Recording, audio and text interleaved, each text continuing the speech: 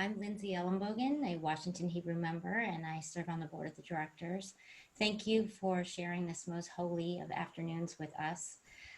Today, we are focusing on memory and legacy, preserving your family's past as a gift for our future.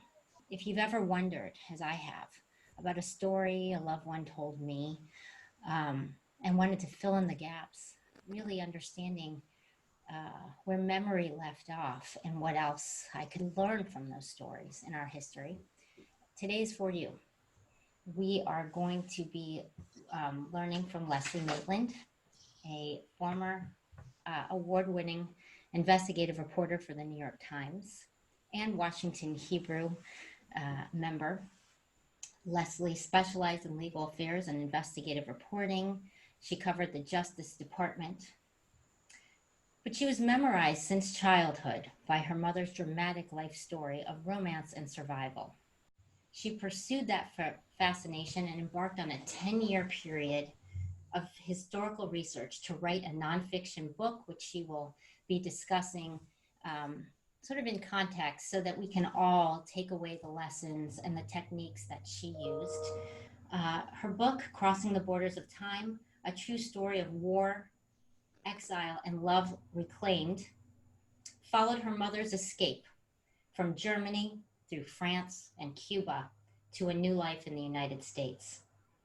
Leslie is the chair of our AMRAM Scholarship Series for over 20 years at the Temple, and she's a former Temple Vice President. Leslie, welcome. Thank you so much today. As the Rabbi said, we are all authors of our own life in the book of life. And today, hopefully, with your help and your examples, we can also be our own investigative reporters. Leslie? Thank you, Lindsay, for your introduction, and Beth Donaldson for hosting our Zoom today. And thanks to all of you for joining us. I hope you and yours are well, and that while our families may be separated by the complications of the coronavirus, you'll still find ways to connect on this Yom Kippur with warmth and meaning. For this hour, as the Yizkor service approaches, designated as a time for remembering those we've lost, I'm here to talk with you about the value of seeking out our family histories and preserving their memories, both for ourselves and for the future.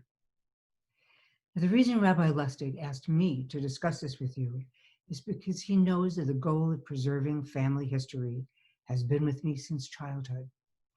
Every life, every family charts a plot line of hope and effort that makes its story worth exploring and retelling.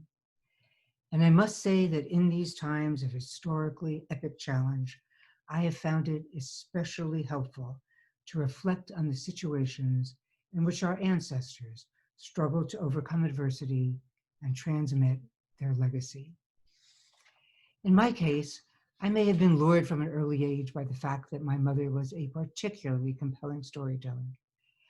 I grew up mesmerized by her dramatic accounts of her life, her stories of romance and survival in World War II, of passion and betrayal, terror and courage that played out in my mind's eye like a vivid movie in which she starred.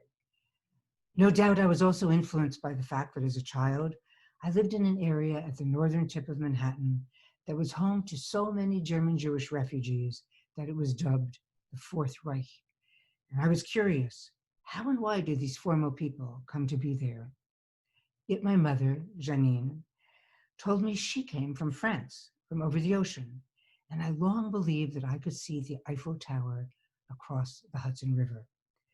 When I discovered that it was in fact a radio tower in New Jersey, and that my French mother was actually born in Germany, I realized I would have to do a lot of research in order to understand the truth of things. And so after 17 years as a reporter for the New York Times, I set out to verify and pursue the historical context of my mother's stories. In what follows, I'll share with you some of the methodology and a bit of where my searches led me. I made 5 reporting trips to Europe, another to Cuba, and one to Canada, and on some of them, I was luckily accompanied by my mother. I tracked down people she had known 50 years before and knocked on doors to visit every place she lived in 3 different foreign countries. In the house at Poststrasse 6, where she was born in Freiburg, for example, I knocked on the door and told the young man who opened it that my mother would be so very happy to have a look inside if only he wouldn't mind. Natürlich, of course, he cried. He astonished us by greeting her by her maiden name, which I knew I hadn't mentioned, and he grasped her by the arm. I've waited so long to meet you. I can't believe you're really here, he told her. I've always wanted to know the truth about what happened. I questioned, how did we get this house? Was your family treated fairly? For him, too, learning about his family's past, one they had carefully avoided sharing with him, was important, if upsetting, in terms of what he learned about their complicity with the Nazis. But he actually went on to become a friend, and we found the same open enthusiasm in almost every place we visited. The one exception was my grandfather's former company, where the fiercely stony reception I received was based upon their fear that I might try to win it back. Closer to home, I pored over French newspapers from the war years in the Library of Congress to get a sense of daily life in occupied France under the Germans. Even the advertisements proved revealing, with an eyeglass store, for example, announcing that while its name, Lisac, might sound Jewish, resembling Isaac, patrons should be assured that its owners were not Jews, but pure-blooded Frenchmen, eager for their business. Here, a vulgar characterization of a greedy Jew fanned anti-Semitism through a cartoon, just one of many examples that I found. I plumbed archives here and abroad, and luckily made extensive use of letters, photographs, and documents that my grandfather Sigmar carried with him wherever he fled, his identity being his only remaining thing of value. My research resulted in a book, Crossing the Borders of Time, a true story of war, exile, and love reclaimed. And I hope you'll forgive me if you've heard me speak about this before. The arc of the story focused on my mother's love for the lost Frenchman she had hoped to marry before she was forced to leave him behind when she fled Europe with her family in 1942. I had heard about him, the mythical Roland, all of my life, as had everyone who knew my mother closely, including my father. I wanted to understand the story from each of their perspectives, Janine, Roland, and my American father, Leonard, whom she married after the war when she gave up hope of finding her first love back. The most plaguing mystery of all, what had happened to Roland, was he still alive, was one I didn't even dare to think about at first. In order to truly grasp the facts that shaped their fates, I delved into historical context. And then, compared to the hellish suffering inflicted on millions under the Nazis, I saw that this complicated love triangle was something I wanted to keep in perspective. As Rick insisted to Ilsa in the 1942 film Casablanca, it doesn't take much to see that the problems of three little people don't amount to a hill of beans in this crazy world. And so it became my mission to use the story of my mother, Roland, and my father to paint a much larger canvas and to transmit a true account of those terrible times to a new generation, including my children. The effects of the Holocaust, even on those Jews who managed to run fast and far enough to avoid deportation and murder, must not be forgotten. By the time I was done, my mother dryly observed that I knew more about her life than she did. And in a sense, that was true. First, there was the basic point that I uncovered much of what had happened to friends and family lost in the war, a lot of it unspeakably sad. These French young cousins, for example, had all been deported and killed at Auschwitz. Beyond that, the documents I unearthed and research into real-world events that controlled the experience she lived provided a context that clarified everything that she remembered. And that yielded an amazing cross-fertilization. My research into her memories led me to learn what was going on in the world around her, and the larger historical context shed light on why things in her life occurred as they had. Why, for example, could Roland not leave France when she did?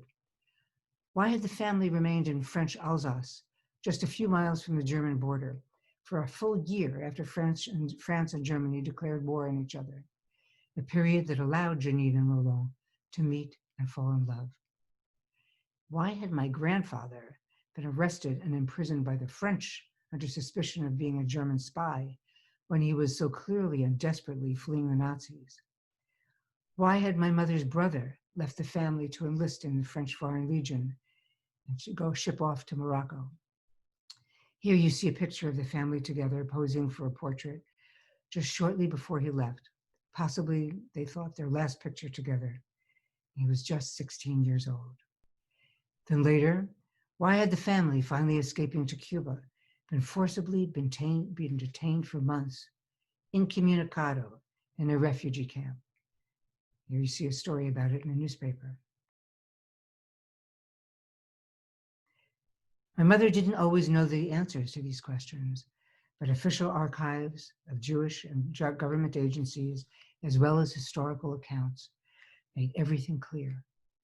Vague remembrance became verified truth. There were also exciting moments when I discovered things that had never been written about before. At the same time, inhabiting the memories and experiences of those around me gave me new understanding and compassion. What had it done to my father to live side by side with the ghost of another man who could do no wrong? And what about my grandparents, who gave up a life of privilege in their native land, losing everything to become strangers in a strange land? How had it affected their dignity and sense of self, becoming reliant on their adult children, young adult at that, to help them navigate in a new world? And so I arrived at a point 2/3 into my book when I realized something I'll share with you now by reading just one paragraph. I came into the book of life almost 2 years after my parents married, disadvantaged as are we all by not knowing what occurred before. Who can grasp that as a child? Unsuspecting, we fall into the plot of time and try to piece the past together. We puzzle over mysterious scars, we catch the scent of doubt in the air, and we stumble over the relics of dreams that litter the intimate family landscape. Years go by before we discern our place in the story. Yet as we open our eyes on the dawn of our lives, we may imagine the world begins with us. In my case, to be sure, the story unfolding in the war years was dramatically engrossing. But each life and each story is not only compelling in its own way, but also provides a window into history and culture. Why is our name Maitland, but your parents' last name is Friedman? I recall asking my father. He told me about the anti-Semitism he had faced getting started in the engineering business in New York in the 1940s. He chose a new name, he said, by throwing a dart at a map of the world on the wall of a bar when he was drinking with friends. It conveniently landed, he said, in Maitland, Australia. He told me far less about his life than my mother had, but the internet is an ever-growing source of valuable information as digitized archives allow us to research from home. Online, I learned how his father arrived in Ellis Island from Russia much earlier in the century, and records even told me how little money Berish Friedman had in his pocket at the time. I learned about the dangers my dad had faced in the Merchant Marines, which suffered a higher wartime casualty rate than any branch of the military, transporting munitions to allies across perilous seas. Who knew that? While inquiring into your family's past, not only what happened, but how your ancestors lived is bound to be of interest. And so I urge you, ask questions, contact relatives near and far for their memories, pictures, and documents. Listen to sepia-tinted stories with avid curiosity. Ask probing questions. Video or record interviews. Immerse yourself in the times that brought you to this moment. In every place I visited on my book tour, there were people who approached to tell me how very lucky I was to be able to learn so much about my family's past.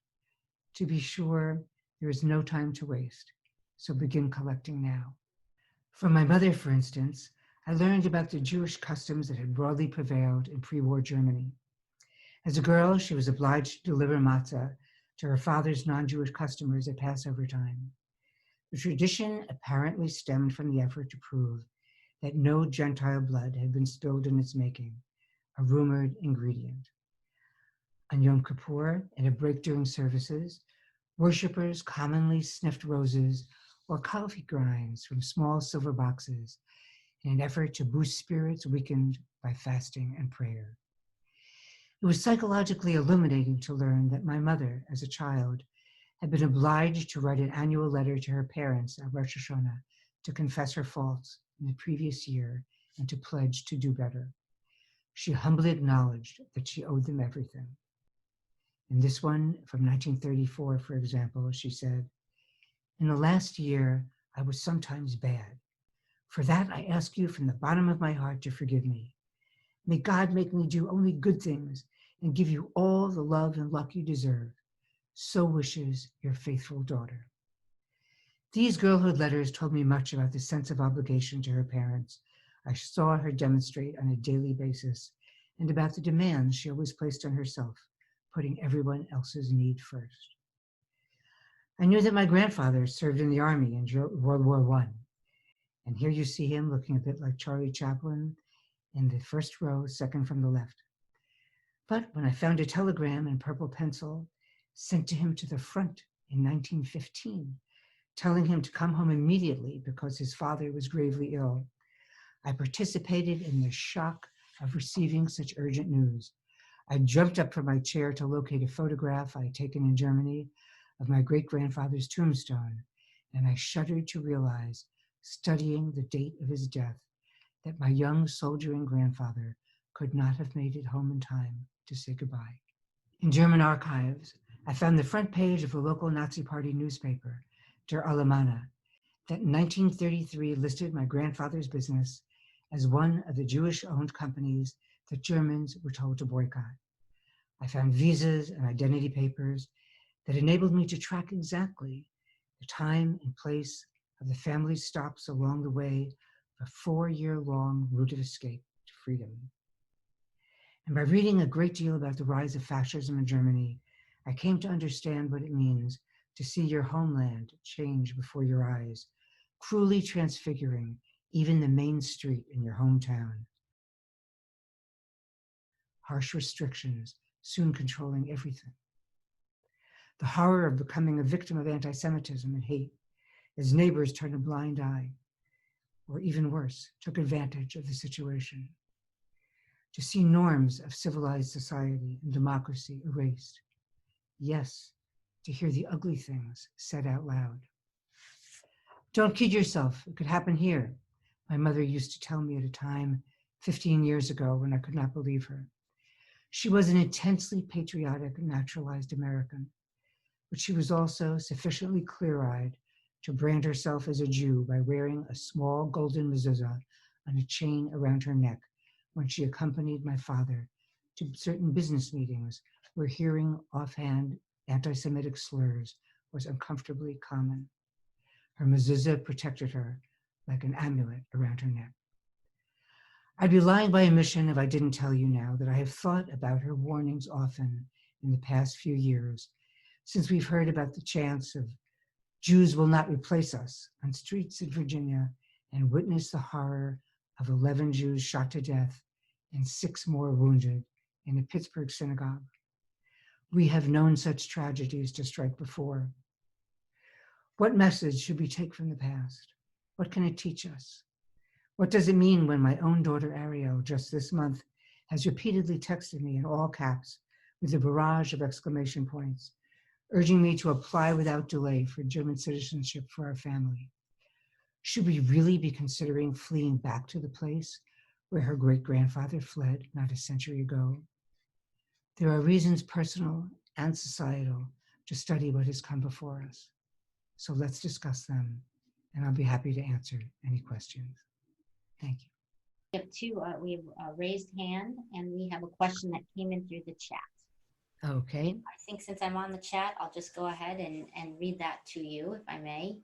Why do you think your grandparents could accept their son's marriage? Why could they accept their son's marriage? You mean this is someone who obviously knows the story, I guess? Lila Suna. Yeah. Oh, Lila. Oh, Lila. Hi, Lila. I think that well, in order for other people to understand, my uncle Norbert, who had joined the French Foreign Legion, uh, the family reconnected in Lyon, in France, in the unoccupied zone, and eventually met up again and traveled together to Cuba. I would love to show you some of these pictures and we can figure this out. Um, but when the family eventually was able to leave Cuba and moved to New York, no sooner had my uncle arrived in New York than he was drafted into the American Army. Uh, he was VE Day was declared the day he arrived. And so he was part of the occupied forces in Germany, actually, because they made use of his knowledge of German and stationed him there. In Germany, he met a young German non-Jewish woman, and they fell in love, and he wanted to marry her. Um, you can imagine that my grandparents, having lost so much family in the war, and uh, having suffered so much at the hands of the Germans, having lost everything, they were at first quite distressed that he was planning to marry someone who was not Jewish. But letters flew back and forth, many of which I have included in the book, in which they at first tried to dissuade him, said, "You understand that nobody will understand in this country how it is that you would be marrying a German, non-Jewish war bride whose brother, in fact, had been a Nazi." But in the end, my grandparents felt that there had been so much strife in the world, and they were so desperate to see him come home and for the family to reunite after their long years of flight and separation, that they welcomed her with open arms, and indeed she converted, and they lived happily together. Thank you. We have a raised hand from Robert Doros. Hi, how are you? Leslie, really great presentation. Thank you. I look forward Thank to you. reading your book. For the average layperson, what is the most efficient method of compiling, I guess, our historical perspective together, in something simpler format rather than, writing a whole book on it, if you will? Now, say it again. What is the best way to go about it without writing a book? Yeah, just Yeah. compiling the information in the most efficient way that, we can share with others. Well, there are many different ways of doing it. You can do interviews, even just on your phone, interview relatives and edit them together, or to create a little movie. Some people have done that. You can certainly. I really found that, and which becomes a problem, that hoarding documents becomes a wonderful treasure trove of information.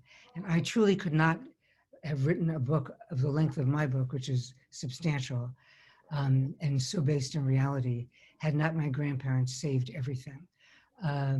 So that what made it particularly wonderful is, for example, if I had a transit paper that showed what date they arrived in a particular place, I was able to hone in and study what was going on in Lyon, France in 1941. Or my mother told me she went to an opera in Lyon in 1941, and she thought it was La Traviata. I was able to go back in time and research, was La Traviata showing in the opera in Lyon in 1941? So I became really obsessed sort of with making everything very accurate. So, it depends on sort of what you have in mind. If you really want to reconstruct a fully accurate picture of things, the internet is just an awesome resource now. And not only the Ellis Island archives are online. In my mother's case, I was particularly aided extraordinarily by the archives of the Joint American Distribution Committee, which was the refugee agency that was responsible for getting most of the Jews that they could out of Western Europe. They chartered ships from Portugal and helped people get visas and money if they didn't have money to book passage. Well, their documents, which I think they are putting online, but at the time I went to their archives in New York, included all kinds of official telegrams, State Department documents, describing what had happened, fights back and forth, efforts by the American government to get the refugees, for example, out of the Cuban refugee camp, letters from the B'nai B'rith begging the Cuban government to free these people. I mean, there's so much history that you can reconstruct by going through documents and going to archives that help you to understand the true source of things. In fact, in some cases, I have to say, I felt that the angst of the people that I was reading about in these documents became so personal to me that it was as if I came to know the officials themselves. For example, and this is a particularly poignant aspect of it, the documents of the joint, which documented the joint's efforts to get the refugees out of this camp in Cuba, was truly poignant. The Cuban government alleged that they were holding the refugees there because there might have been spies, European spies, who had infiltrated among the refugees. But in reality, they were bribing both the refugees and the American government. They were very corrupt. This was under Batista at the time. And they were collecting money for every day that they held the refugees. So reading these papers and the telegrams of these devoted relief agency officials trying to get people out was so moving that, you know, by the end you felt you know them. And when he finally, one of them writes a letter documenting that he has finally gotten the last refugee out of the camp, I mean, you see, and then it's a typed up report at the very bottom. He adds in his handwriting, "So we have gotten the last refugee out of Tiscornia." And you felt almost that he had to personalize it by adding that last sentence in handwriting that had previously, after his very official report. So the history came alive for me in those ways. Similarly, when I went to, this may be off your question, but I mean, what I'm trying to say is that if you pick a period of time wherever your parents come from, it doesn't have to be a refugee story.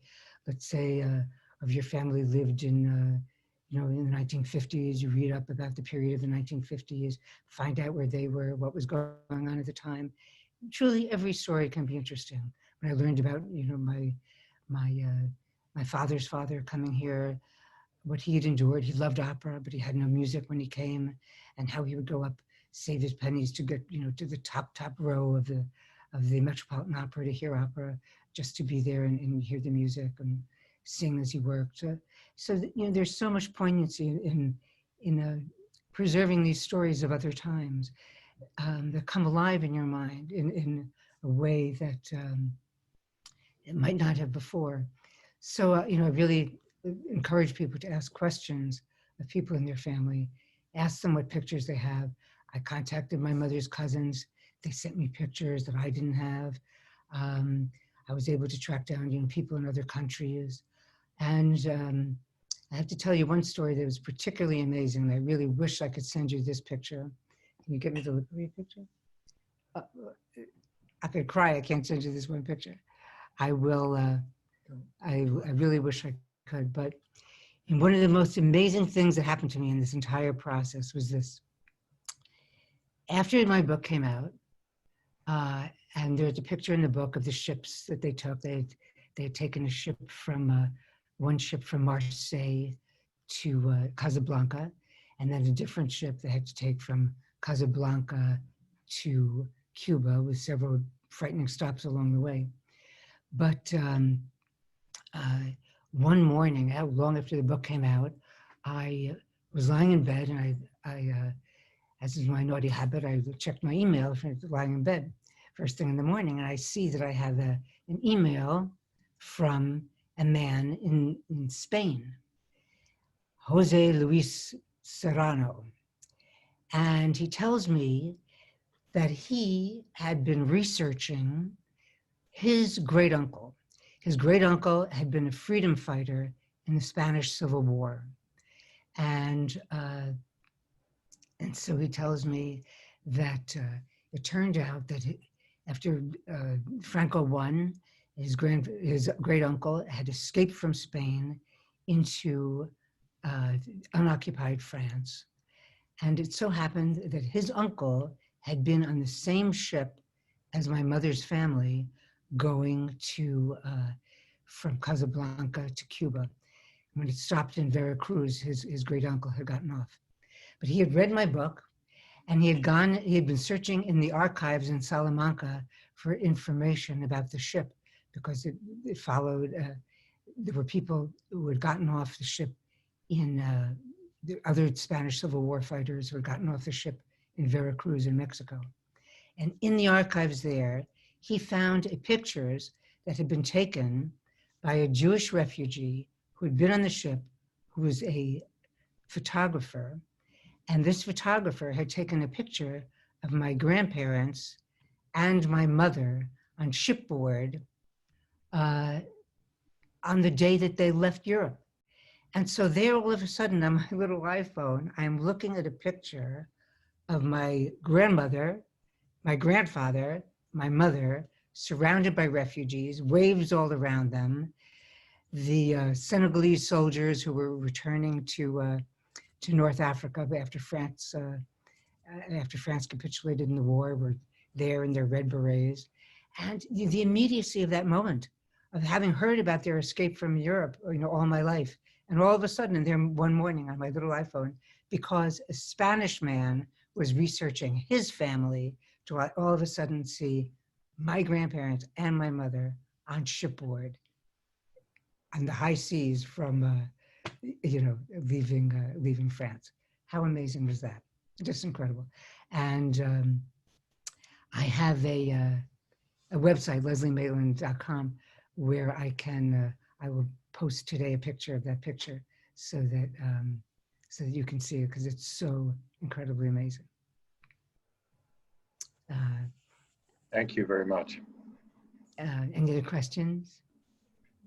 We did have a question come in on the chat, Sherry Burtz, and I think your story just helped exemplify it. She asks, after publication, did you learn from others more about your family's experiences? And I think you just gave us a perfect example of that. On the flip side, Leslie, I'll say that you taught me something about perhaps my family, that there's a person in your book that shares my last name. And you told me about that conversation, about the role she played in your mother's life.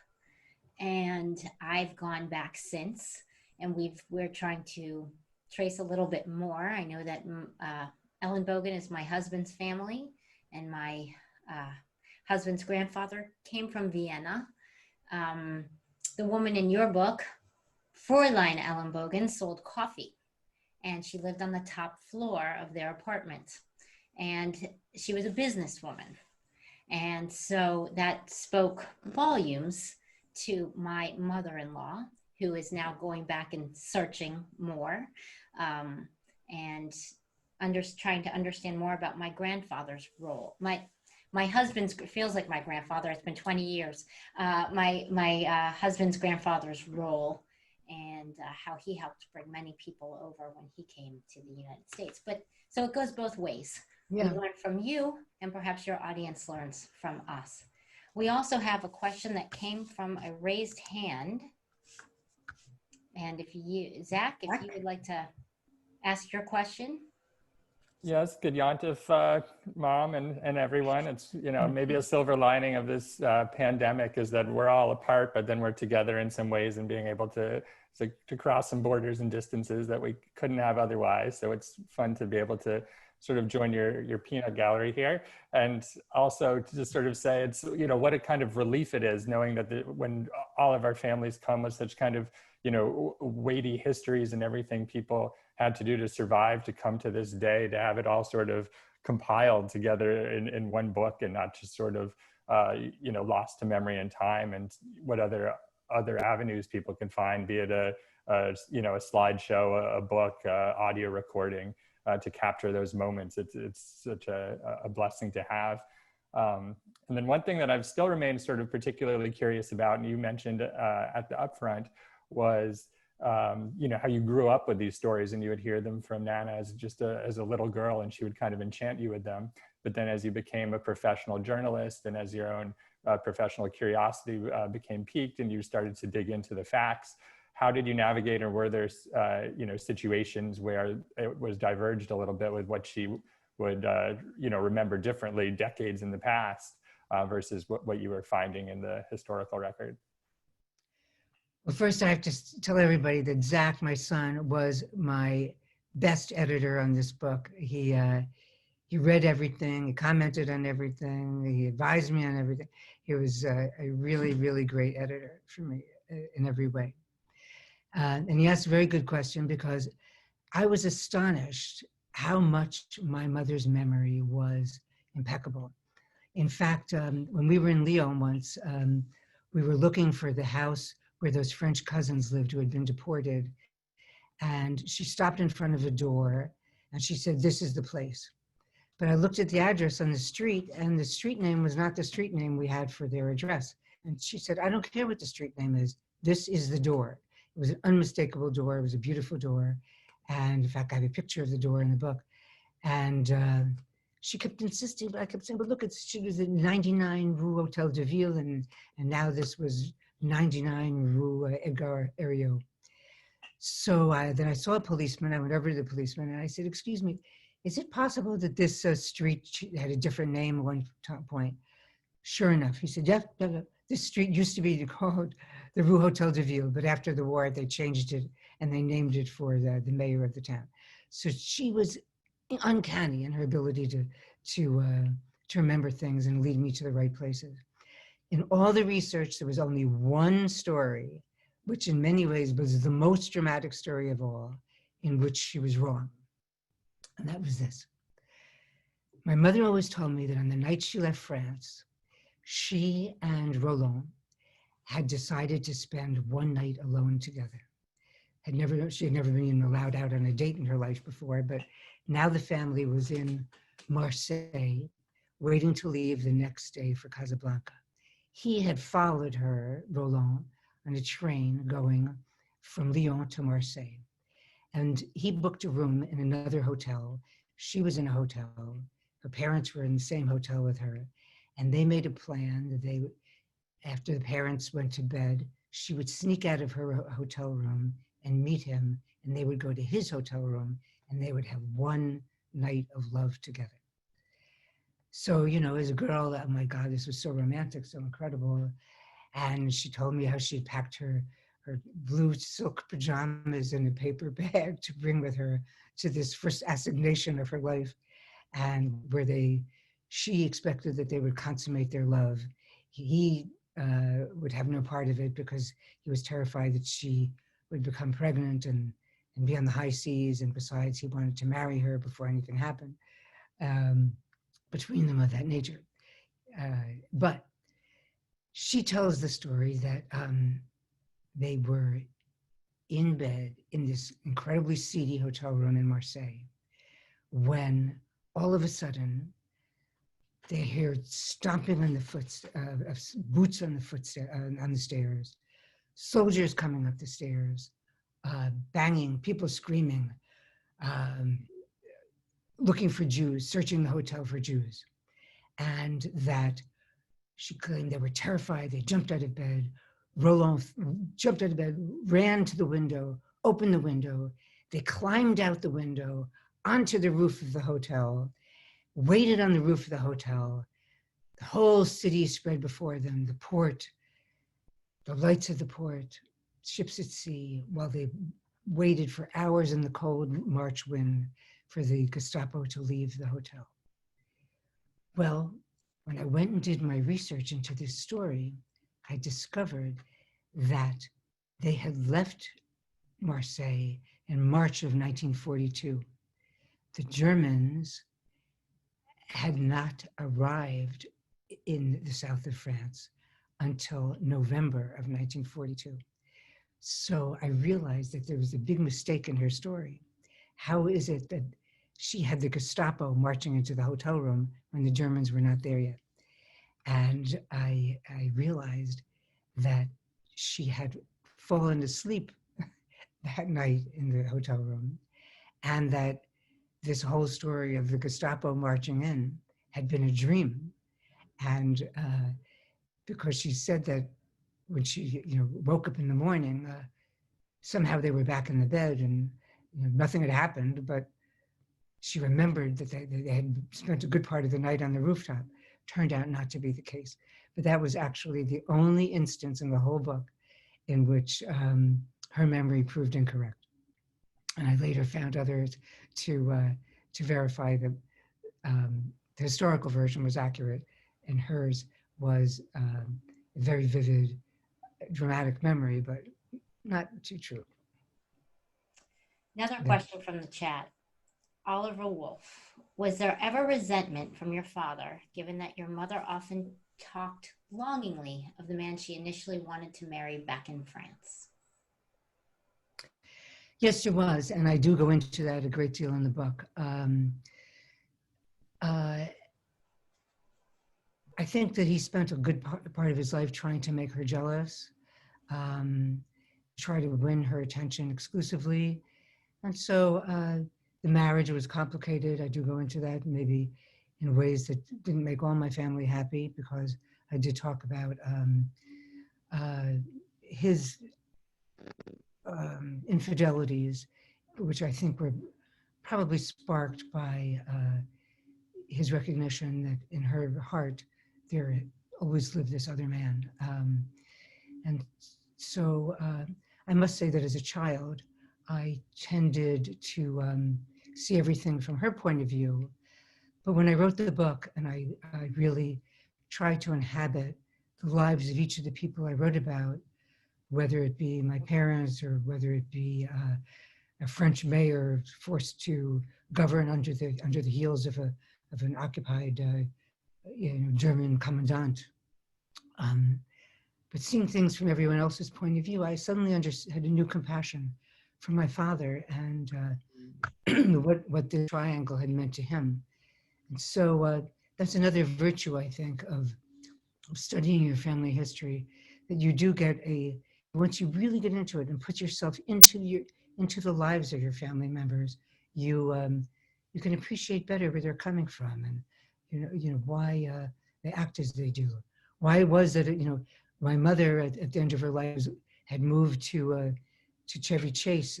When I would visit her from my home in Bethesda, could barely unlock the door when my phone would be ringing, and my mother would be on the phone going, "What took you so long? Why didn't you call me? I've been worried it's sick." Why, it took me 8 minutes to get home, but that little 8-minute journey to her was, a possibility of danger, and who the heck knew what would happen to somebody traveling from here to there. So that sense of vulnerability that she had during the war, as family members became separated, sort of never left her, and I really had to be sensitive to that. And in some way, I myself became infected by it, because I can tell the truth that there was a time when she was living in Florida, and I called her. She was in Florida half the year, and I called her there one night at a time when I expected she would be home. And when there was no answer on her phone, I actually called the local police department to go to her apartment and see what the story was. And then later she was perfectly fine, but she called me up and she said, "You scared me to death having the police knock on my door at midnight. What was that about?" But I realized I myself, had, Zach maybe can attest, my son, that knowing where your family is and when became maybe a family phobia that is passed down. And I've heard from other second generation Holocaust survivors that this is by no means a rare story.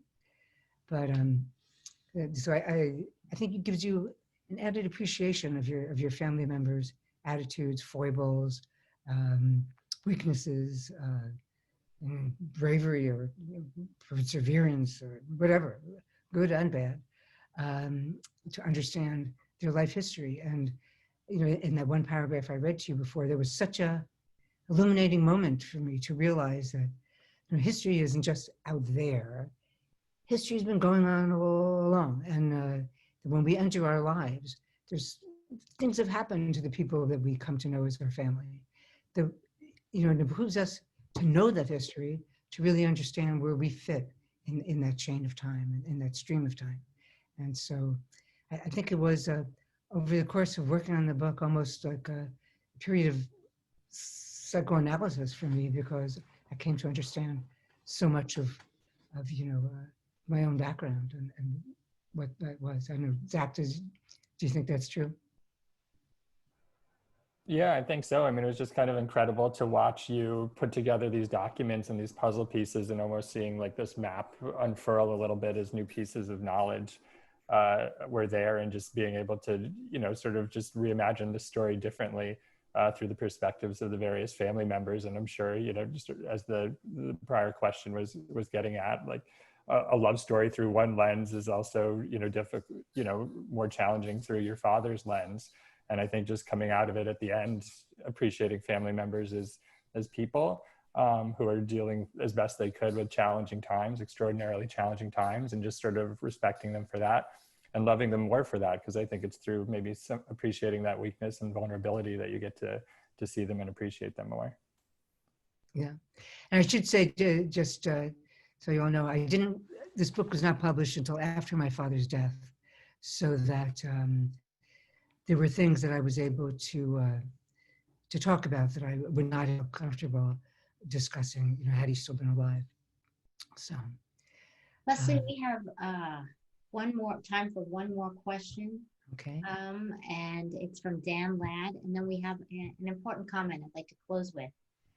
The question is, did your New York Times credentials help you get into places to review documents? I would say only in the beginning, because let me explain what happened. What got me started in the first place was that in 1989, my mother accepted an invitation from her hometown in Germany for the whole family to come back for a journey of reconciliation. And so our whole family, with my brother and my father, my mother and I, we went back to this town of Freiburg. And at that time, I was a reporter for the Times, and I wrote a story for the Times about this visit. I interviewed the mayor of the town, and I was given extraordinary access to town archives and things. And so this big story came out in the Times, a bittersweet journey, a pilgrimage, I think it was called. And so the people in Germany got to know me at that point as a reporter for the New York Times. Later, years and years later, when I went back to work on the book, having been, gotten the impetus from my first trip, they knew me as a reporter for the Times. But by that point, I left the Times in order to focus full time on the book. And so I no longer had those credentials to brandish about, but I knew enough about, how to present yourself as a journalist, and in some cases to explain I was a former New York Times reporter, that I was now working on this, book independently, that, would help perhaps grease the wheels a little bit. But, I would say by that point, it was more my investigative abilities that helped me than actually having a press pass to rave about. The skill set. Anybody else? Anyone else want to ask even one more question? Okay. Leslie, I was just about to get to your comment, but it was. I know. I want you to read my comment, but I can't. I thank you so much, Leslie. It's fascinating. I heard your talk years ago at Temple, and it's just fascinating. But I will just, I really feel like I have to do a commercial to encourage everyone to tell their children they know, other people, their stories, because I did a talk for my work about 3 years ago about my parents' Holocaust experiences, and it really resonated. So many people, even those who were not Jewish, came to talk to me about their family stories, and I just think there's so many survivors dying off now. It's even more important. Absolutely. It's certainly the case. And yeah, and I must say it was fascinating that when I wrote that piece in the New York Times, I received just bags of mail from people, as you say, writing to me with their own stories, and in many cases, people who had known my mother or known other members of the family who wrote to me and said, "Oh, I'm so glad to know that she's okay." I even got into contact with the people who had taken my grandfather's business, as I mentioned, but other people. One time, a former employee of my grandfather's wrote to me to say how wonderful he had been, and he was so glad to know that he had survived. So yeah, when you can reach out into the world and make the past come alive, you'd be surprised with what you can find, and to be able to pass it on to your family and your children is all the more wonderful and significant. So thank you all so much. And if anybody wants any personal guidance or tips, feel free to contact me at my email is lesliemaitland@gmail.com. I'd be happy to give you any advice about pursuing your own story that I possibly can. Thank you so much. Thank you. Well, you're welcome. Thank you so much, all of you, for joining us. Really.